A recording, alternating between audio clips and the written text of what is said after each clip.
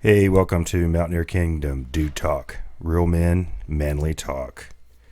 Please, please, please show what he did on the blooper reel as that opened. So, how's everybody going? How was last week? Fantastic. Good. Yes.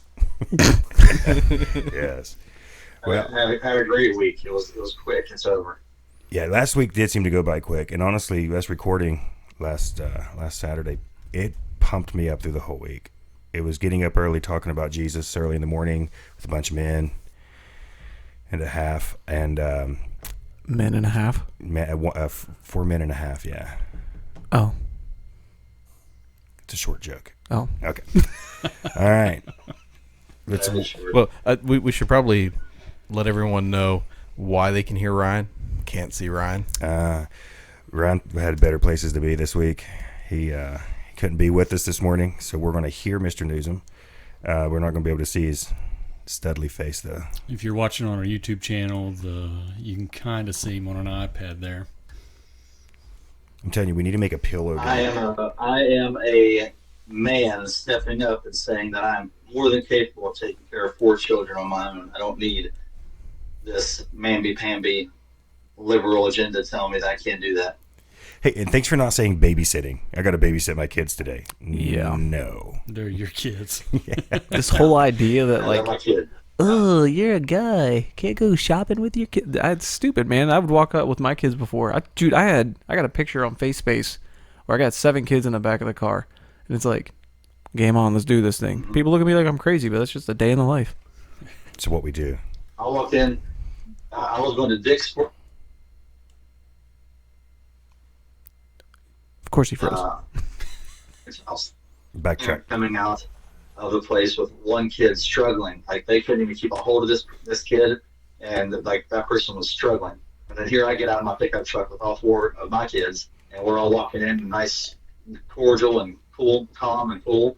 And that person looked at me like, "How is this happening? Just make it happen, man." I'm surprised it wasn't marching. Single file.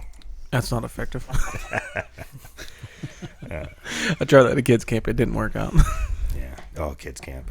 Dude, That'll make you learn some patience. those are long days, man. Yeah. All right. It's just completely lost my train of thought here in that slurping. All right, so this is fun. We found, and I think honestly, I was thinking this the other day. I'm the newest member to this group. So, yeah, I'm the youngest. You guys were in a life group before, and then Mandy and Ryan invited me and Haley to join the group, and I think that was the cutoff point, right? Thanks. I can't think of for that OG group. Sorry, And to the YouTube viewing audience, that noise you were hearing was Andy Tennant heavily breathing. and Being a child and not knowing how to sit in front of a microphone. all right, time out, Andy. It's like the second time I've ever sat in front of a microphone. And I'm just so appreciative of finding a group like this. It's you have somebody that can check you when you go step off. You can have people to support you. I never have to worry about somebody praying for me, and I think that's really important. And now just inviting me in, and that was it. My life was, I don't know. I mean, I'm not saying I wouldn't be serving the Lord. Of course I would, but serving it with a group of men has helped me grow and to be a better father and be a better husband and just to bounce ideas off of each other. Ryan, did you ever feel that was like your calling or something you were led to do, was to start or teaching in life groups and doing that sort of thing? I wouldn't say that I felt that it was a calling necessarily. About 13 years ago, Pastor Crabtree approached me and my wife to, out of nowhere, we had just, we hadn't even been married a year yet, and said, "Hey, you guys, you want to teach a marriage class?" And we're like, "What? We're newly married. We don't know anything about marriage." And he was just like, "Well, that's how you learn. Are you willing?" That was his big word. Are you willing? How do you say no? I'm not willing. Mm-hmm. Yeah. So we took on that responsibility. So we kind of got plugged in that manner. And so then when Pastor Crabtree retired and Pastor Wade came along, his big deal was starting small groups, life groups, if you will, because life is done better in circles, is what he says, than in rows. And so, of course, they asked us to lead a life group. We said, yeah, we could do that. So that's kind of how that took off. I wouldn't say it was a calling, but we are all called to serve within the church. So if something comes up and you're willing to do it, then go ahead and do it. Yeah. The even the trips and the being out in the woods and being a man, but being a kid man and goofing off and spending time in nature, man, it's so much fun.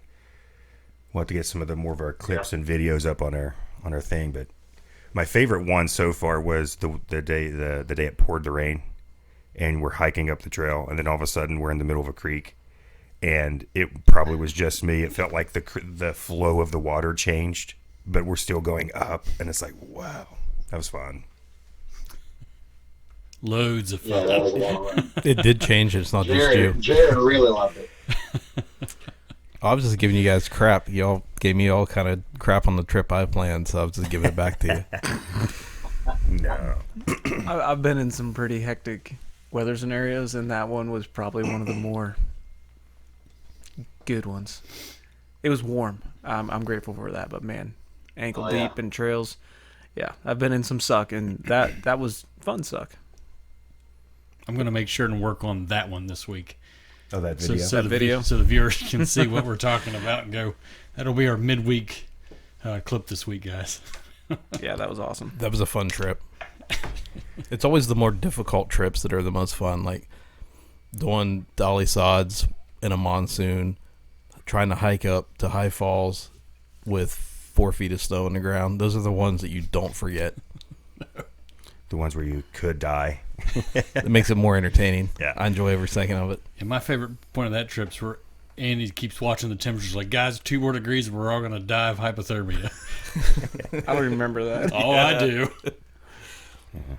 Which was that? The wet trip? That was Oh yeah, dude, we were soaked. the monsoon trip. So good. Yeah, So I forgot about that. Being in the group, it just reminds me of one, while we're doing this podcast, while we're trying to promote, we need to promote Jesus in everything that we do, our actions, our words, and doing it together as a group is. I thought Jared was about to prank me. It's fun because you're in a brotherhood and you're standing for the same things. Oh my gosh! You're promoting the same things, and finding your man group is important. Just find some dudes that love Jesus. Go hang out, right? Go do something, right? Yep. Yes. Yeah. Yes. I think Yes. you gotta embrace the awkward. And we were doing the internal chat this week or whatever, and when I first showed up to the life group, you guys just kind of said, "Hey, there's a weird guy that comes in," and I was, for everybody out there, I was in the military at the time, and I'd come back once a month or so, and Amanda and I were starting to date, and we were. I didn't really have a home back here again, so I was coming back and getting reestablished, and these guys were like, "Hey, let's hang out." So then when I moved back, I'm like, "Dude, let's go backpack," and they all looked at me like I'm crazy, because I think J-Rod and I have been the only ones who actually went out, and you guys like, yeah, sure, let's put a date on the calendar, and I showed up with this whole plan and presentation, like, "Hey guys, this is what we're gonna do. Here's the plan. Here's what you need to pack," and everybody looked at me like, "Dude, you're dumb." But man, that first trip, that broke down some serious walls, and it allowed us to connect on a level that you can't connect on just sitting around the table in a classroom somewhere. Like, we were out in the wild, and we were doing what we needed to do to survive for like a day, but we were dependent on each other, and I may or may not have seen Nick in his underwear. Well, there's something to be said about like going through challenges together, and being out in the wilderness for a couple days. It's only a couple days, and I don't think we've ever really been that deep in to the woods. I think we get about 10, 15 miles, something like that. But that whole thing of where you've got to rely on each other really builds up a pretty serious bond. Well, there's a universal desire for us as men to get out and be challenged. I love, John Eldridge wrote a book, Wild at Heart. I think I referenced it. I'll talk about it a lot throughout this series. And he really sets the tone that, we've got to struggle through certain things. We have to fight through certain things. We have to put ourselves in precarious situations where we don't know the answer. It's part of what requires us, what we need to become men. Like, we have to prove ourselves to ourselves in order to feel like we are worth something. It's just a critical part of who we are. And I think our generation in this time and place in our society, we're struggling with that. Most dudes are very happy just sitting at home playing video games, and that's it. That's the sense of adventure. I partake in that stuff too, but there's so much more to life out there, and we've just been trained to not forge ahead. Let's back up to where you said you first started coming around. I mean, how uncomfortable could that? Well, I mean, for me coming around, it's fine because it was part of my transition through the military, man. Like, every 2 years I would move and I'd have to find a new group, so it required me to, like, I had to make relationships quickly in order for them to have value. So you jump in head first in whatever relationship you find yourself in, and then when it's time to go, you're like, hey dude, love you, I'll talk to you later. And then that's how I was conditioned. So when I showed up with you guys, I just kind of brought that same mentality. And I learned very quickly that, for dudes who haven't had that experience, it's a little bit different. Like, you got to embrace the awkward. Yeah, you have to embrace the awkward. And I think most guys, and correct me if I'm wrong, but I feel like most guys avoid the awkward, especially when we're in that protected church setting thing. Like, it's almost like we have to put our super holy face on. I'm going in, and I have to look and feel and act a certain way while I'm in this area. I can't say the word fart anymore. Right. Well, there's one of the things that we always say, or Ryan always says before we start when we're out in the woods, and it's, hey, we love Jesus, but we're still men. And to an extent, Jesus is going to change us and mold us to who he wants us to be, but we have a personality and we have a background that he can use. But we're just men who love Jesus, and you can kind of simplify that. And I would say for anybody that wants to do their own, and you guys can chime in here too, just do it. I mean, take those steps because we're the leaders. It's when we decided this, Haley's like, hey, do you want to go? And I said, yeah, we need to do this. And it's, don't be passive about it. Be bold and step out. And kind of like what we're doing with this whole setup, it's, once you let Jesus guide your steps, he'll direct you from there. It's like, seek ye the kingdom. Well, I need new friends. Well, seek the kingdom of God. God will give you good friends, and the old ones will fade away. The ones that aren't good inspirational, or they're not good motivators, he'll remove those from you. Well, I need to be financially blessed. Seek the kingdom. I need a prayer warrior. Seek the kingdom. Whatever you need, if you seek the kingdom. And once he guides that first step, and you can step out in faith, and he'll guide that second step. But take those steps as the Holy Spirit directs you to take them. That's a good point. When you talk about how you mentioned if you're desiring these things, find a group and just do it. I mean, that's a key point, because I wasn't called to start a life group, but I answered the question, would you do it? So we started out this life group, and men don't typically open up right away. We might give a handshake and, hey, you don't want to talk about business and maybe life a little bit for a second, but you don't really open up and a close knit feeling with that group of guys.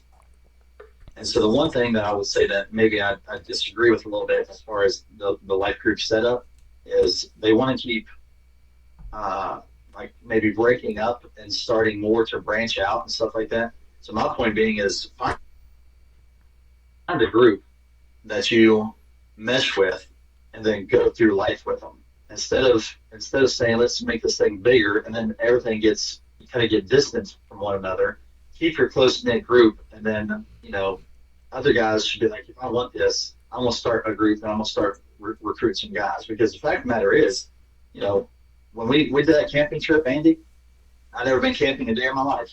I was an athlete and I did sports all through the summer and I went to games all the time. I didn't do camping, but that was the year of COVID, and that's why the idea came up. And when you get out and like you said, when you get out into the woods, it's a different perspective. Life is a different perspective. You learn and you adapt and you overcome kind of stuff. But if you're interested in doing that kind of stuff and finding your own main group, step out of your comfort zone and start a life group on your own and start inviting some guys in there. And because not everybody is the same cup of tea for everybody. Does that make sense? Yeah. And we all have different. You find a group and you see that the people that God surrounds you around they're similar to an extent. Excuse me. But they all bring something different to the table. We're not all the same, and especially with that tenfold mentality, it kind of scares Nick, I'm sure. But it's we all bring something different. We all bring a different background, and experience to the situation. And I mean, I don't know of anybody outside of this group that if something I need prayer that I would go to first. One, I know we all pray for each other all the time, and it's always there. But if there's a special need, hey, I know exactly who I have to call. And the pastor talks about it all the time. If you have to call the church first, of course they're going to pray for you and pray with you. But man, I can't get rid of that cough. You should have a go-to. You should have a partner in crime, so to say, to get through this journey with. I just kind of want to latch onto the idea. There's a couple of guys who've been like, oh man, I want to get a part of that. And I was literally getting ready to bring that up. Well, you can go ahead and talk about it then. Go right ahead. I talk a lot, dude.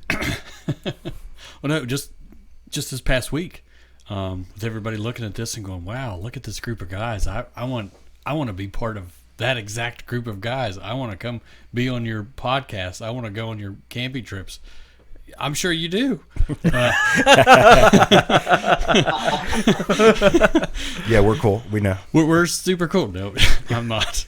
In fact, I think I even said to you guys this week, it's like, oh, I'm Captain King of the Nerds over here. But in that regard, yeah, I'm sure you need to find something along those lines, but it needs to be you.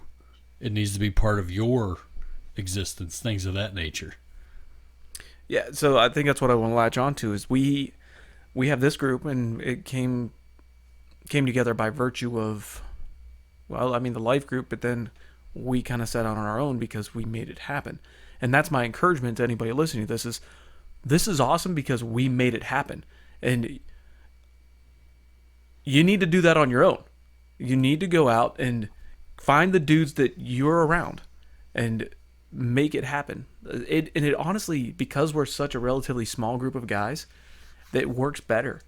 That when you have a bunch of dudes hanging out, it's fun sometimes, but for the day-to-day stuff, to just have 2 or 3 guys that you can lean into, that's a good thing. And honestly, for us to grow the kingdom as men, we need to grow together in these small pods of groups that are doing manly things together. That's my opinion, but we have lost community. We've lost fellowship. We've lost this thing that makes us understand the value of relationship. Like, I live in a town that has like 1,200 people. I don't work with anybody in that town. And I drive 30 minutes to work every day. Yeah. And then I go to church 20 minutes away from that little area. 100 years ago, that wasn't the case. You worked, lived, played, went to church with, shared meals with, grew gardens together with the people that live next door to you. We don't have community anymore. And this is a way for us to bridge the gap there. It's something that we have to do. We have to come together in some capacity because we don't have that anymore. Yeah.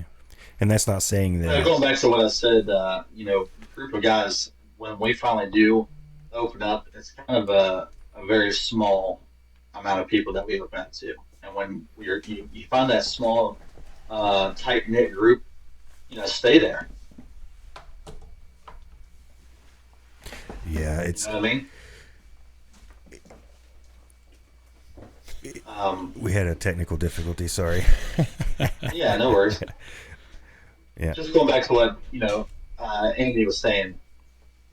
You find that group, and what you're saying, Josh. You find a group of guys that you can rely on to go to prayer and stuff. And not to say we can't be friends with all kinds of different people, but when you find that core group, you're only going to have a few best friends and your wife. Yeah. That's typically the you can be good friends with a lot of different people and still pray for a lot of different people and be counselor to a lot of different people. But then there's that small group of guys, and girls have that small group too, that that's who you're going to go to and be like, I need prayer. Okay, let's whip this thing. Let's take care of it, kind of thing. Yeah. And it's important because I think most of our wives are pretty close together, and they have their own group, because men and women, I mean, we're just different. We were created that way, and there's only the two. And it's important for us to have those little structures, if you will. Because most of the time they're looking at us. The stuff we're laughing at, they're shaking their heads about. Oh, they're so embarrassed. Like, do we really have to talk about that again? Like, yeah, it was funny last week, and it might still be funny, so let's find out. Well, deep down, we're all still 12.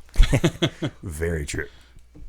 It's like as my son gets older, I'm like, okay, he's starting to get some of that humor. Like, I can hear my jokes. And I get nervous for him. Like, he'll try out one of the jokes I use on Haley at the worst possible time. And I'm like, ooh, let's see if he can stick the landing on this one, because I can't. But that being said, it's not just any guys. You need godly men. It's who you surround yourself with that's important. And it's not, hey, let me go find Joe on the street, or I've seen this guy randomly. Before you get close to them, get to know them before you start making that a priority. Because if their principles aren't lining up with biblical principles, and they don't know the Holy Spirit, it could obviously get very negative very quick. The old of equal yokes kind of thing. You don't want to go make that group of guys, well, hey, we're going to the bar every Saturday night kind of thing. No. It definitely needs to be a like-minded group of guys. Like-minded, but you guys don't have to be the same. I mean, all five of us are all completely different in our professions and really our general makeup. We're all different, but somehow Ryan would have beat me up in high school. That's how different. No. Maybe college, but not high school. I didn't find that. And I would have been the guy over there stirring the pot. Did you hear what he said about your mom? Yeah, but key foundation is. But, Nick, it's interesting that you bring something like that up. Hello? No, go ahead. there you go. You froze. Yeah, I was going to say that's interesting that Nick brought that up, because I remember when I was in college, someone said something to me about a different group of friends that I had in college, and they're like, "Those are people you would have hung out with in high school." High school is a weird place. It's much easier for guys, I would say, than girls.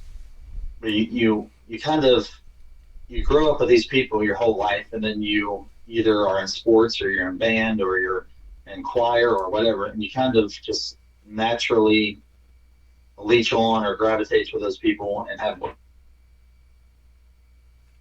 they call to mesh well with others. And I did have a lot of friends in college that I necessarily wouldn't have hung out with in high school.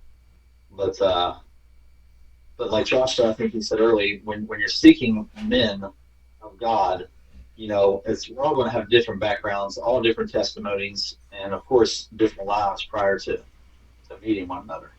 But that's the beauty of just getting in a life group and getting like ours, and you learn one another. We still don't know everything about each other, but we know enough to say these guys are all right. Let's just let's live life together.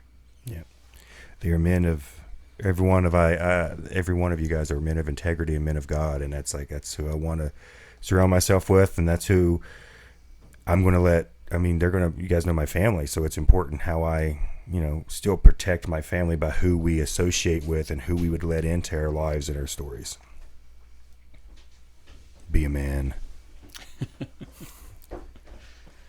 Oh, Andy's back. We're welcoming Andy back to the podcast. He got quiet. He didn't fall asleep. Hey. Now our life's complete. All right, first step you got to do is become a child of God, though. Yep. You have to know Jesus in order to do this. And I was always curious, especially with your military background. Super manly, super dominant. How was it serving Jesus in the military, Mr. Andy? It was good. Yes. That's just a weird question. So I was a Christian. I always grew up in church, but I really became a believer at 15, and that's when I was sold out for Jesus. Joined the military at like 22, and throughout that time frame, it was an interesting walk. I met a lot of people that were Christians, and they didn't meet the concept of what I thought a Christian was, just because I had such a distorted view of what that was. And it allowed me to see that Jesus gets real people. Some of the people that I ran into were devout, man. I knew the word like the back of their hand. It was incredible. And as I bounced from duty station to duty station, I would discover this group of people. One of the places that I found it was it's an organization called Cadence International, and they have multiple different types of ministries, but the one that spoke the most was the hospitality ministry. And the idea is providing a home away from home for soldiers. And people would open up their home, and in this community, you really started seeing the concept of the early Acts church. Like people opening the doors, and you would come in, share a meal, share Jesus. You sit around a common table. That's another book or concept that comes around. And within the military community, it was very easy for people to put down the walls that we typically have, saying, well, this is my family, this is my family. And by virtue of us being removed from our nuclear families, we were forced to forge a family. And austere environments, or whether it was just at a different duty station in Texas or Alaska or Germany or wherever it's at. So I feel like that experience allowed me to see the church from a new perspective, just in the universal sense of what the church stands for, what it is. Yeah, so it's many different backgrounds. I'm going to share mine. I'll make this as, I won't go into detail on some of this stuff, but I was surrounded by family members that were saved, but I was also surrounded by some family members that were just the exact opposite. And it reminds me that our past doesn't have to define where God's going to take us. And the things that the Lord has brought me through or allowed me to not dwell on or even kind of remember some of these things and some of the things he does. So, for instance, one of my earliest memories was at my grandma's house. It was a couple of days before Christmas, snow on the ground, and here I am, and I think I confirmed this with my brother, 3 or 4 years old, and I'm getting anxious and we open up the gifts and being selfish and being a kid and blah, blah, blah, blah, blah. Well, I sneak around to the backside of my grandma's house, and outside in a pickup truck was my uncle who was in Vietnam and just abusing his wife. And that just stuck out to me, and at such a young age, I remembered that. Well, my family, so from where I was, my dad worked alone. He was the sole provider for a while, and depression was all through the house, and it was dark. It was, you didn't know how to react when you got home or what kind of mood it was going to be in, and, how do I keep the peace and how we adjust to that. And my parents were saved early on, but then they kind of fell away. Not kind of, they did. And I didn't know what I was going to walk into. Like extreme poverty. Like me and my youngest brother shared bathwater for I can't tell you how many years, shared a bedroom. I don't even think we had bunk beds, just one small bed we shared. And it was a house that my grandpa built in the coal camp, of all things. And it was almost like a company house. And there were a couple of them, and he had a house over here. So the family was really close, which can be good and bad. In my experience, it's not so great because you have all these opinions of people who want to tell you how to live and run your life. Well, later on than that, I was visiting family out of state, and I had some pretty bad things happen to me by a family member. We won't go into a lot of detail, but I don't really remember that part of it. I can remember the memory at 3, but here at 6 and 7, I don't. And that's just what the Lord has brought me through. Especially, I mean, there were Christmases where you got a shirt and some lottery tickets, and there was, and it just wasn't that. There was alcoholism, and there was violence, and there was depression, and there was just all these things that was going on. But as a kid, and I think that kids are very resilient. They can endure a lot. But what I've found out through the grace of God is he brought me through all of that to serve, right? I'm not saying that he allowed those things to happen to me or for me to be brought up that way, but he has equipped and prepared me to serve his kingdom. And that's why my ministry and my calling is to teach, preach, and especially with younger kids, to let them know they're not alone. Look, I got through it through the grace of God and his mercy. You can too. You just have to trust in God. And I said all that to share, just so people can get to know us a little bit. But it reminds me in the Bible, and I'm probably going over on time, and I'll try to briefen this up. When you look at, I think it's it's the faith chapter, Hebrews 11. Yep. It's Moses stepped out in faith and did this. Joshua stepped out in faith and did this. We didn't call him Moses the murderer or David the sinner, the adulterer, right? But he goes Rahab the harlot. So he hung on to her sin, just to remind us that you can come from bad places and do bad things, and God still has a purpose for you. So here she is in the book of Joshua, and her story's still getting told later on down in life. And to bring this around, when Jesus was born, and we go through the genealogy in Matthew, Joseph was his adopted father, so therefore he has a legal standpoint to the throne of Israel, right?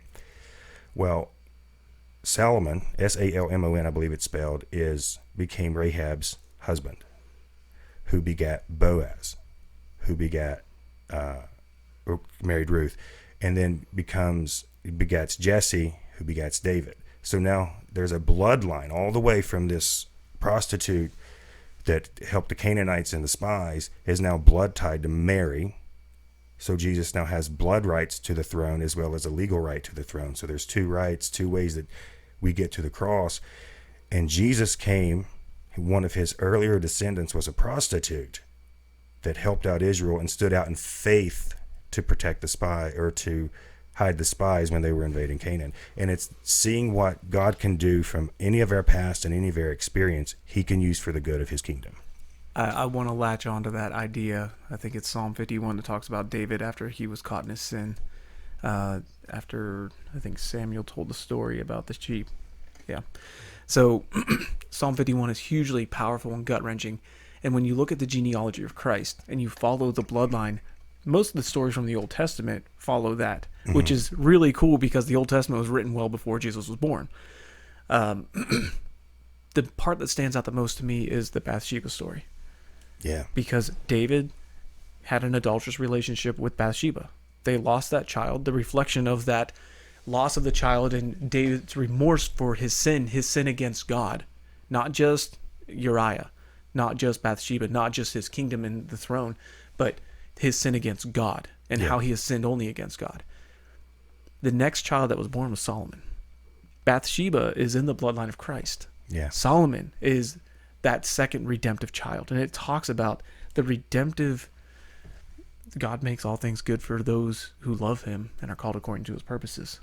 So the child born of Bathsheba and David after sin is a grandfather to Christ. And the redemptive value of that story is so huge. It ties just in line with Rahab.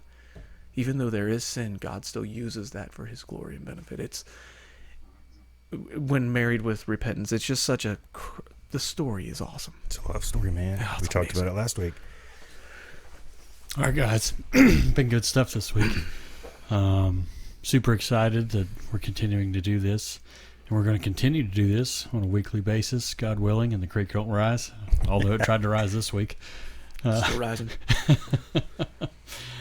So for Mountaineer Kingdom Dude Talk. There we go. He got it this time. Real men, manly talk. I'm Nick for the Gigglebot Jared.